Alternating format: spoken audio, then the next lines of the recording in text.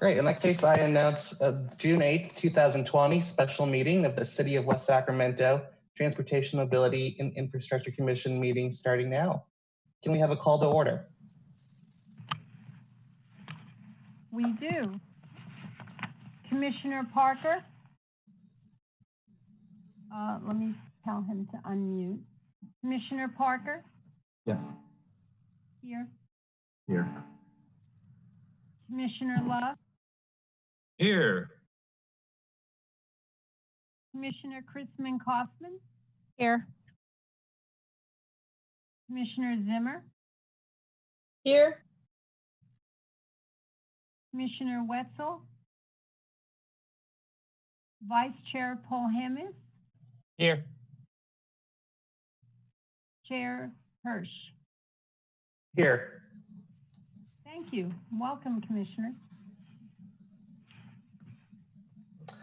To begin, I should read, pursuant to the Governor's Executive Order N2920, members of the Transportation, Mobility, and Infrastructure Commission and staff will participate in this meeting via a teleconference.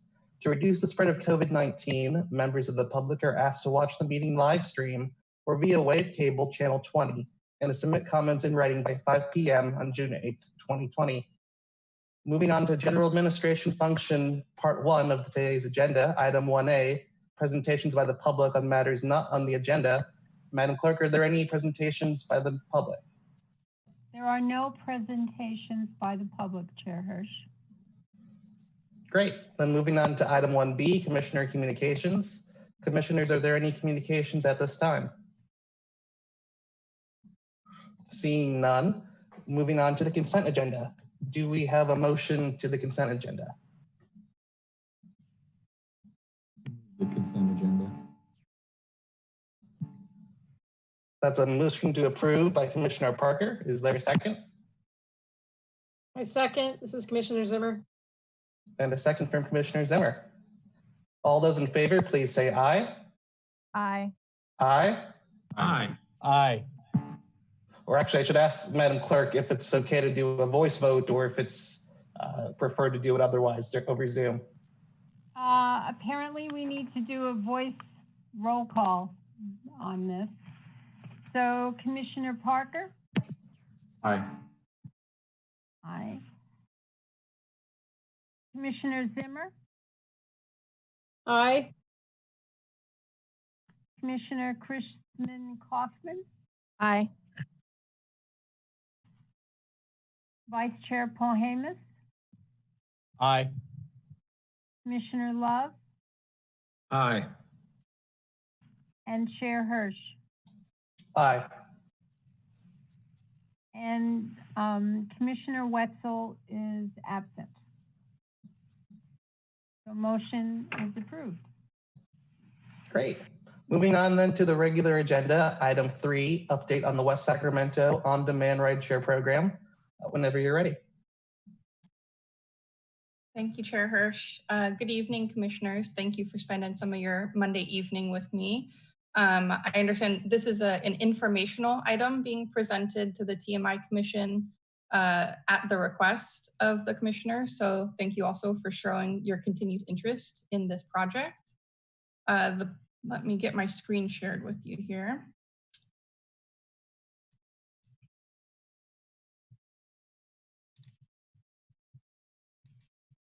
I need a host to enable me to allow screen share.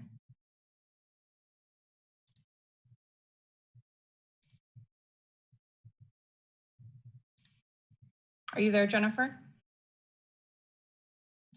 I may have just allowed that. You want to try again? Yep, you got it. Okay. Can you confirm that you can see the PowerPoint? I can. Confirmed. Okay. Confirmed. Thank you. So again, this is an informational item. As many of you already know, an item was taken to the City Council on May 20th to conduct a workshop with the council members in consideration of a 2-year extension of the West Sacramento on-demand rideshare program that's operated by VIA, also known as Nomad Transit LLC in our contract. and to discuss a budget allocation request to support operations just through the next fiscal year. And so I'm bringing this very similar report to you at your request.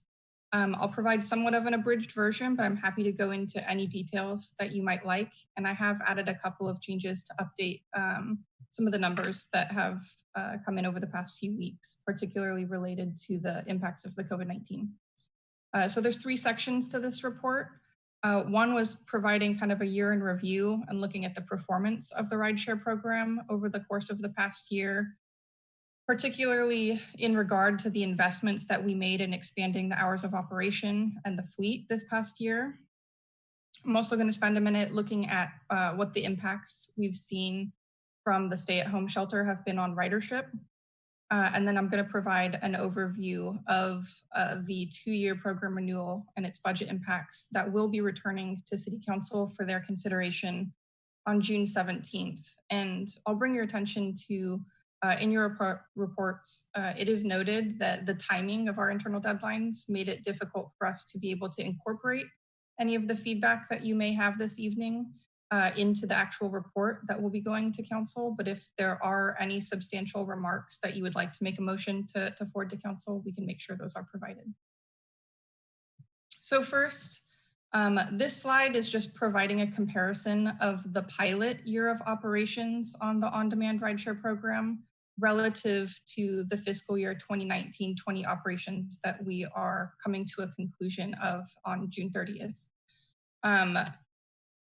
I think many of you are familiar with the smaller operation that endured for the first pilot term with only 7 vehicles and slightly more limited hours. It also didn't operate on holidays and Sundays. In the most recent year of operations, with TMI Commission feedback as well as City Council feedback and direction, we expanded the program to increase from 7 up to 11 vehicles total, and one of those being an additional wheelchair accessible vehicle. And we essentially doubled the amount of service on the platform, growing from about 22,500 planned driver hours on the platform in the first pilot year up to what we expected was going to be about 54,000 driver hours in the fiscal year 2019-20 operational year. In this second year of operations, we estimated that ridership was going to reach roughly 275,000 rides completed. And with following the expansion and that growth in ridership, we had anticipated it would bring the cost per ride down to $6.92. However, I will get into this in more detail. These all have suffered some deviation due to the impacts of the stay-at-home shelter. In terms of how we performed in the second year of this program, that investment in expanding the fleet and the hours of operation to run slightly earlier and later in the day, as well as to cover all holidays and adding Sundays into service, definitely paid off. In that almost doubling of investment, we saw a doubling in ridership in return. So since May 15th, 2019, we have completed over 154,000 rides. And that's over 228,000 rides total since launching. And just in this past fiscal year, exclusive of the COVID impacts, we began to see average weekday rides reaching around 460, average weekend rides around 250 a day, and average weekly rides over 3,000. In addition, we maintained very reasonable ETAs, even with growth in demand following the expansion of around 11.9 minutes. And I think one of the more impressive items here is that the number of shared rides, meaning 2 or more passengers per vehicle, and the number of shared bookings, both experienced about 15 to 20% increase from the pilot year, which was really important to some of the city's goals around incentivizing pooling and reducing emissions. And then you can see in this graph that we had started to see the price per ride come down it had leveled off around $10 per 84 in terms of the investment that the city was putting into this program. But as you can see, that started to increase as ridership plummeted in March alongside COVID-19. So digging in a little bit on what those impacts have really looked like, following the stay-at-home order in mid-March, we quickly saw drops in ridership, which have ultimately shaken out to be roughly 70% drop in ridership, slightly less for senior and disabled rider accounts. And that equates to about a drop from about 4,000 rides per week that we were starting to see in mid-February into early March, down to what has held constant at about 1,200 rides per week. And I'll show a graph in a moment with some additional data that I pulled just before this meeting that is showing ridership beginning to slowly return. As of this past week, we were back up to about 1,600 rides in a week. And in a just very brief analysis of the origins and destinations that most trips have been completed at during this stay-at-home period, it's unsurprisingly been to and from commercial centers where there's grocery stores and pharmacies and that type of thing.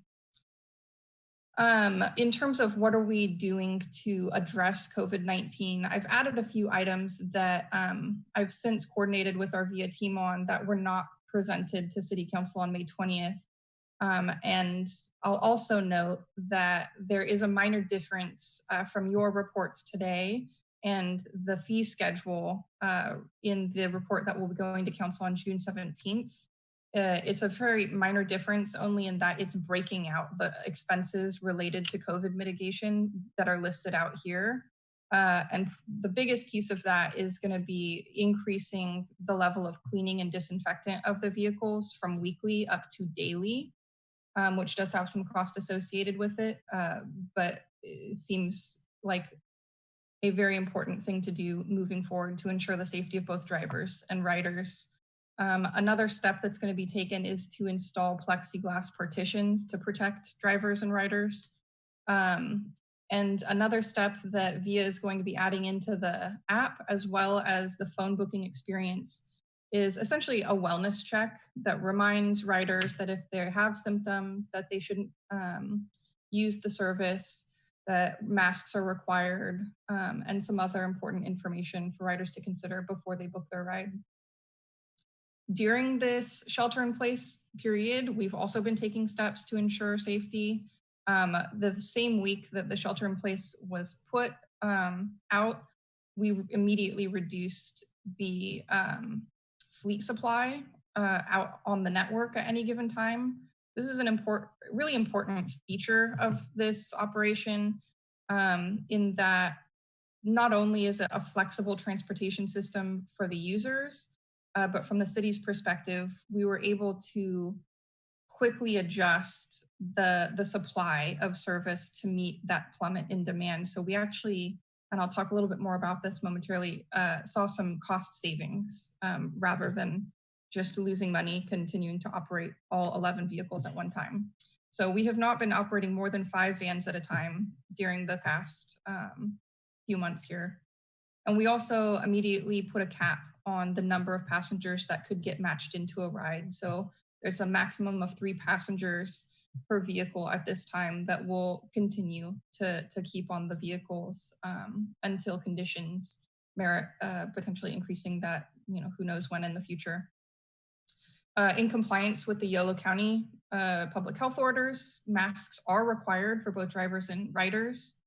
And VIA, separate from any expenses to the city, they, as a company, are also going to be providing a support system for any drivers that are diagnosed or become identified as being exposed to COVID-19 to ensure that they have some level of income if they are forced to quarantine. And then lastly, we've been working really closely just on the communications that are going out to riders as well as drivers to make sure that they're all very consistent with what's coming down from Yolo County. And then, as some of you may know, we were able to very quickly pivot the service to provide support for the Yolo County Food Bank, they were struggling to get enough volunteers here in West Sacramento at first. And so we were really pleased that the VIA program was able to help complete about 150 deliveries per week on behalf of the food bank since March. So I'll just touch really quickly on these graphs that I added in just before this to show some of the changes in weekly ridership and in the number of unique riders over the course of the past few months. You can see at the beginning of March, we were around 4,000 rides per month, and following the stay-at-home shelter, we dropped down very quickly to closer to 1,200. And you can see as things have been slowly reopening that we have been seeing a very, slight return of ridership with about 1,600 rides this past week. And in line with that, the number of unique users has also went from it was about an average of 700 unique individuals using the platform prior to COVID, and since persisted in the low 200s, but has since come up above 300. So in terms of what those impacts, how those impacts are shaking out in our planned operations for the upcoming year and our budget, there's some pros and cons. Again, we have reduced the fleet that's operating for now. And in turn, we have seen some savings because of utilizing less driver hours than we originally planned. Right now, we're on track that is likely going to be about $150,000 in savings from that reduced level of service. And in addition to that, there's going to be about $250,000 in fare revenues. Combined, we're estimating about $400,000 in unspent and available funds from this fiscal year that we'll be able to roll over and apply to the fiscal year 2021 operations. So what we'll be taking to City Council on June 17th in a week or so, we'll be requesting approval of an amendment that extends the contract with Nomad Transit LLC for 2 years through June 30th, 2022. And alongside that, just a 1-year budget allocation request. We'll be requesting to continue to use our local TDA fund, which is the source of funding that we have previously used. And the reason that we're only asking for 1 year funding with the 2-year contract extension, this is really to provide some certainty for riders that the program is going to be sticking around a little bit, some certainty for our partnership with our contractor, and also just alleviating a little bit of administrative burden for staff. And in terms of a 1-year budget allocation, this aligns better with the way that our TDA claim process works, but this also speaks to a significant level of uncertainty that we have around our TDA funding, which is derived annually from a combination of sales tax and diesel fuel tax. So we are expecting that there's going to be some impacts to what was our anticipated TDA apportionment, that it will likely be less than we expected for the upcoming fiscal year. And I'll touch on that in a moment as well. So just to summarize this chart though, in terms of the actual operations that are proposed for the upcoming year, given that we can't really anticipate exactly how quickly ridership is going to return onto the platform, we're taking a fairly conservative approach to just maintaining a fairly stable level of service to what we have today, with just a few key changes. One of those would be that we would be proposing to retrofit one of our existing Metris vans to be wheelchair accessible. So we would be increasing from 2 up to 3 wheelchair accessible vehicles on the fleet. And a big part of this is just to ensure that if one of those vehicles goes out for service, that we aren't strapped and that the performance of the service doesn't reduce for wheelchair users relative to other users on the platform. Another minor change is we would be increasing from 1 FTE up to 1.25 FTEs that would be available for customer support. We've found that our market here in West Sacramento for VIA is significantly more reliant on the phone booking option than some of their other markets. So they thought that would be prudent. And then aside from that, the level of driver hours, again, will be held fairly consistent. And the cost, again, will be held fairly consistent at $2.032 million, including an allocation for city staff time. The other thing that was included in the 2-year contract extension that City Council will be considering is an optional EV expansion.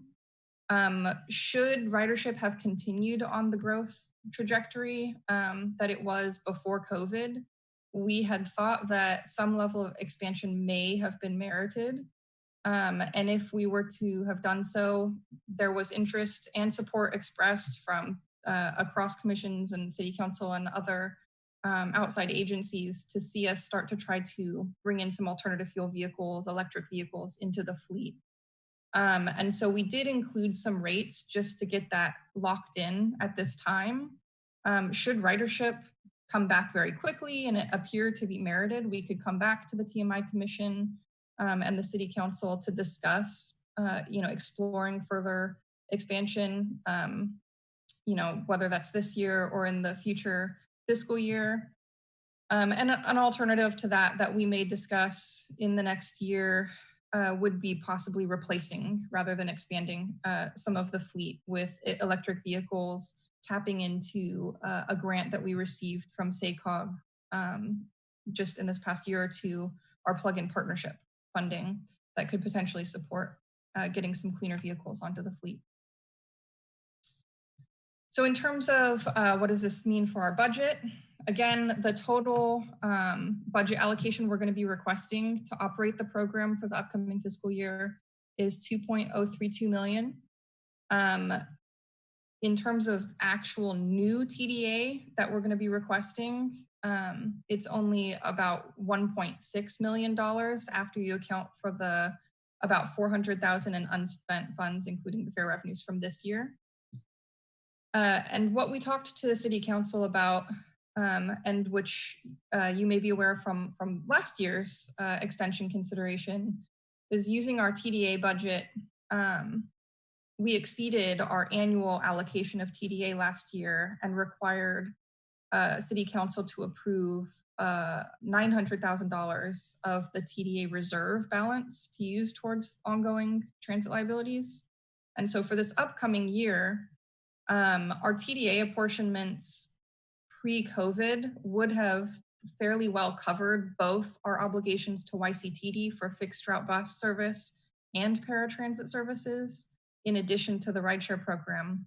However, and this remains somewhat uncertain, but there are some rough projections that this upcoming TDA apportionment, which was anticipated at around $4.07 million, may be experiencing about a 30% reduction, which would only give us about $2.8 million.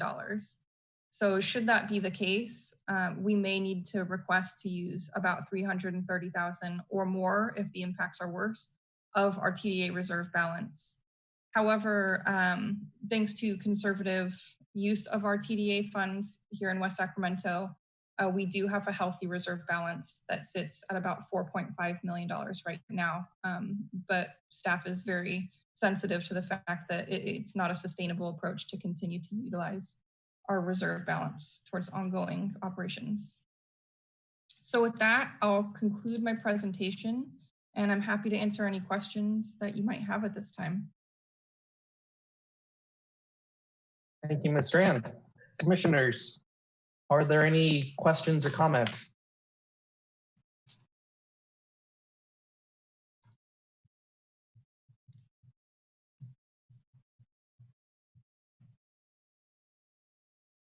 Since I'm not quite sure where to see the blue hand function, you can just say out loud if you have a question or comment as well.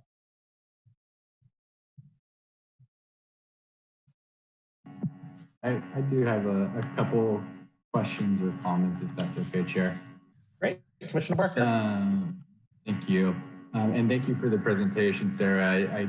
I know I see a lot of value in what VIA has done, especially seeing that ridership growth and projections. I think it's obviously tremendously utilized by our community. So it's great that it's still finding a way. I think it's really important and valuable for us to find that path forward. A couple of questions that I had as you're going through the presentation.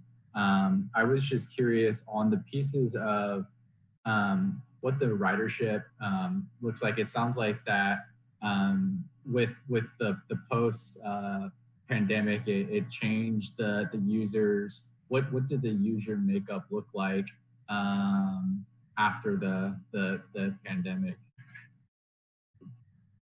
So we actually don't collect demographic data on riders from their account. So I can't speak specifically to who those unique riders that have continued to utilize the platform since March have been. We did see that there was slightly less of a drop in ridership from our senior and disabled rider account holders. It was 60% drop relative to the 70% overall riders. But that being said, that is something that we would like to explore in the upcoming fiscal year through a new survey. Some of you may recall we did a survey of riders that we presented in February last year. And one thing that is proposed in the upcoming fiscal year would be to revisit a survey to better understand who is continuing to ride the service, and particularly, who are those folks who appear to have really been depending on it for their mobility needs during this time. Yeah, I think that collecting that data would be extremely useful for the city and VIA and us to make some sound decisions on, who's using it and why. Because I think one of the things that should be considered is figuring out how do you adapt in a post-pandemic world. I think that a lot of people are looking at public transportation, shared rides as something of a concern in our current environment. And I think there needs to be a concerted effort to embrace trying to figure out how to adjust and adapt with those concerns and making sure we're bringing people back to using it. It looks like there's that positive growth already, but I think there needs to be some consideration on what areas should we be focusing on to increase that ridership back to its pre-COVID related numbers, and what tools can we utilize to get people engaged? Is it engaging with our school districts on trying to provide some free rides like the Yolo County Transportation District is doing in regional transit? What are those opportunities that you can build out your ridership with new users or bringing back that old user? So that's just one of my comments that I had. And it sounds like from the discussions, and I think that we can hope in the future the projections for funding around our TDA and other funds will start to come back. But I would be curious to hear how the city is looking at ongoing budget operations. It seems like VIA is an amenity that our city truly needs.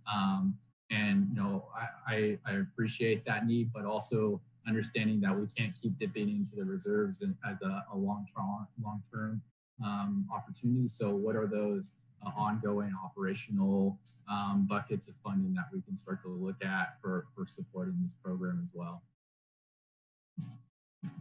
Sure, and I have a couple of things to add. You reminded me in your first comment that although we don't collect demographic data on the riders, based on the origin destination data, we could tell a little bit of who wasn't riding as much, which one obvious one was the students. The high school had become one of the top destinations, if not the top destination this past fiscal year. And so to your point, yes, working with the school district and making sure that we're modifying the service to ensure the safety of students is going to be an important one.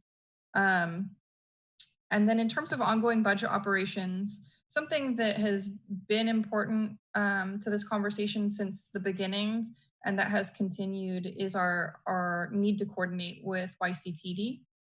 And we are continuing to work really closely with them as they had gotten very close to completing a comprehensive operational analysis of the district's fixed route bus network. And that was put on hold due to all of the emergencies going on, that they had to shift service and address things going on with the COVID pandemic. But they are going to be picking that up. And moving forward, they're contemplating some fairly significant changes to how they'll return to service. And I'm not sure where they're at in that process with the YCTD board. But I know based on the preliminary data from the COA that that it was appearing fairly justified that we should be taking a hard look at eliminating or reducing some of the fixed route service here in West Sacramento, particularly the Route 35, which has come to the commission before and the city council has spoken on a number of occasions based on the very low level of ridership relative to the high cost. And starting to see that VIA really kind of serves as that coverage transit solution in the lower density suburbs, as opposed to a fixed route. And so kind of the connective tissue on that is the free transfer to YOLO bus program that we had been running this past year and will be continuing to run, where any VIA user can get a voucher to hop onto a fixed route bus to, travel anywhere else, whether it's downtown Sacramento or out into the remainder of the county. And so we're going to be continuing to work really closely with YCTD, hopefully, to reduce our overall transit liabilities such that we remain underneath our annual TDA apportionment so that we don't have to continue to dip into the reserves. But the worst case scenario, if our TDA apportionment were to take a really severe hit, in excess of 30% this year, the other option that we have with VIA that kind of is, a benefit of the design of the program is that it is so agile in its ability to respond. So if we become extremely fiscally constrained, we can tell VIA, okay, our ETAs are going to go up 5 minutes, but we're going to have to cut 4 vehicles off the platform to be able to afford the program this year to continue operations. So we have options, within how we would continue service rather than just wholesale cutting it if we were to face, very severe fiscal environment. Thank you for all of that. Vice Chair Polimas. Yes.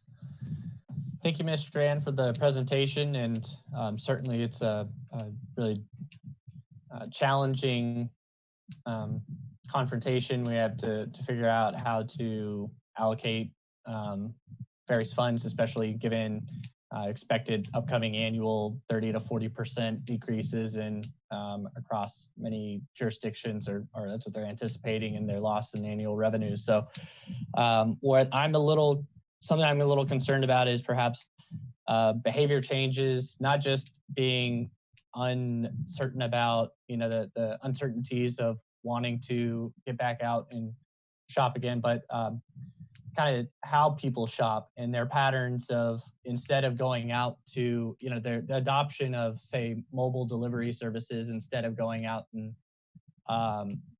do it in person. And the additional, as you've already mentioned, high school ridership is, what's the anticipated, will distance learning continue into next year?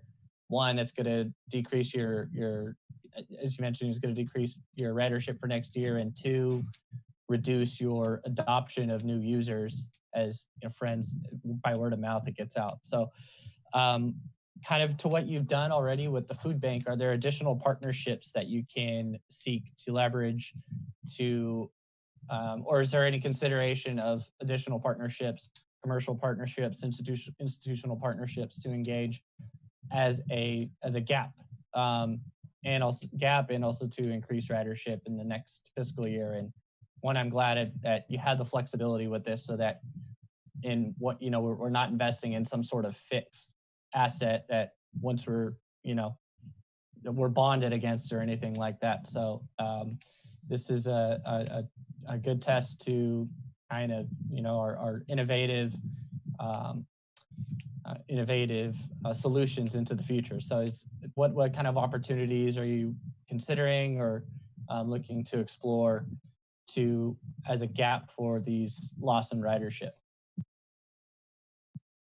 Well, in all honesty, you're a step ahead of me on that to some extent. So with a food bank is probably the most, robust partnership we've identified during this period. But we've just been kind of trying to keep up with the impacts in preparation for this extension more so than we've been in the space of considering how to fill those potential gaps. In the past, we have explored partnering with major employers and allowing them to use a feature that VIA had previously created in their private markers for their markets for hoteliers to use. They're a VIA for business where, one entity can allow people to book rides, but they would foot the bill at the end of the day.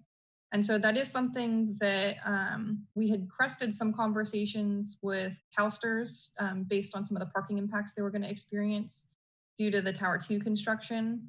A lot of their concerns were, alleviated when everyone went home to work during this time. So we haven't, really been in close conversations with them about additional transportation demand management steps like that.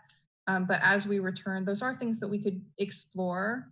However, I think that we may want to be cautious in, maybe identifying but not overcommitting to those partnerships so that we can keep some flexibility in case ridership does come back more than we were expecting. It's just so uncertain right now that we're kind of taking it a week at a time. A point that sorry, thank you. And a point that I had written down but didn't mention is in the survey, I think that'd be a great opportunity to explore it. Is not necessarily just the community partnership or the partnerships one, but how may behaviors change in your future. Are you going to take that trip instead of taking that trip? Are there other services that you're going to resort to instead of going out and physically do it? Just as what's the sentiment to actually getting out and taking those trips, or have other services, the adoption of that, the usage of that, is that going to be their primary source or their primary, grocery deliveries, etc. Right. Thank you for that. Other comments from the commission?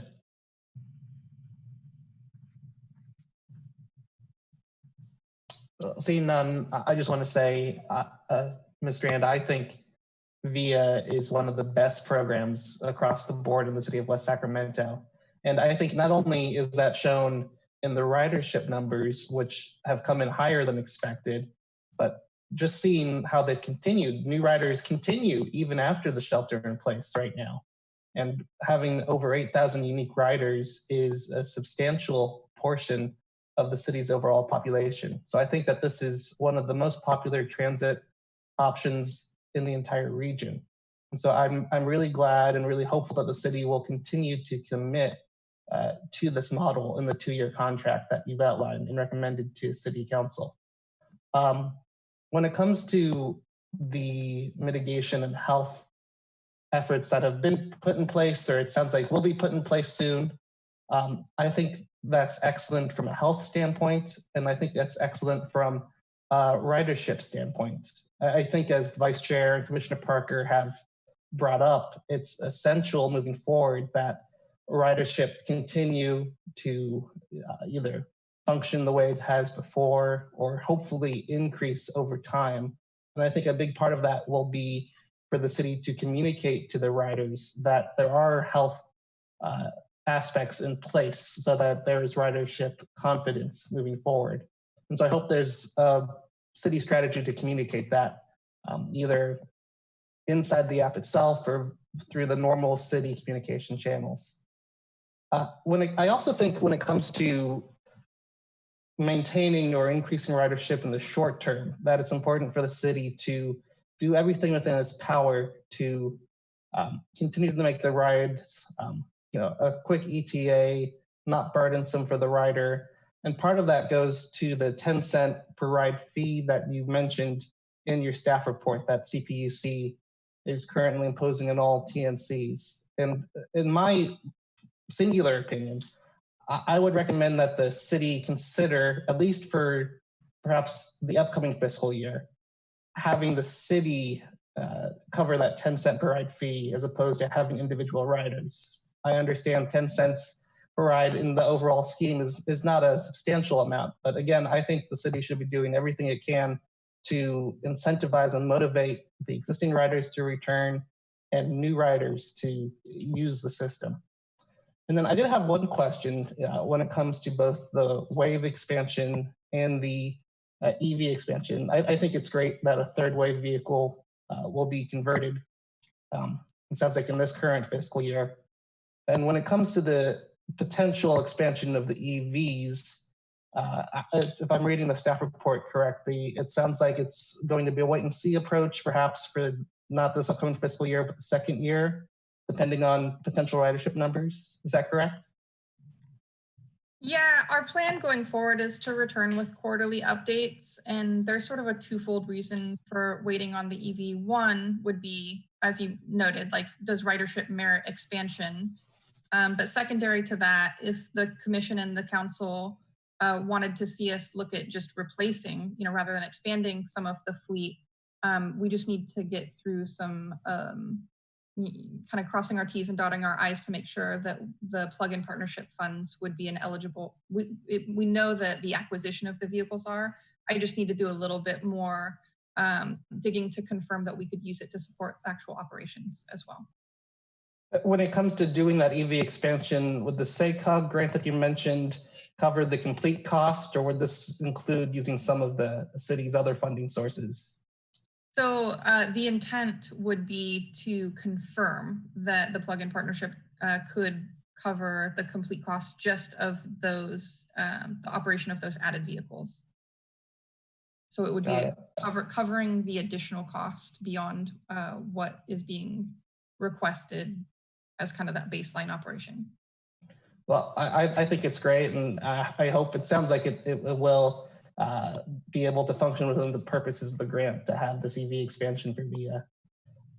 The other final comment that I have, and then if any other commissioners have any concluding remarks, when it comes to the issue of whether or not either as a one-time or ongoing use of the TDA reserves should be used for VIA, I certainly agree with Commissioner Parker and Vice Chair Polhemus that I don't think it's sustainable to have reserves function as an ongoing expense, but it sounds like until the recent COVID-19 impacts, that wouldn't have been an issue anyways. And so again, because I think VIA is such an excellent service, and because I think that now is as important a time as any to continue that rider confidence and to expand rider interest in VIA, I certainly don't see a problem using a portion of the TDA reserves to make up the fiscal year budget for VIA coming up.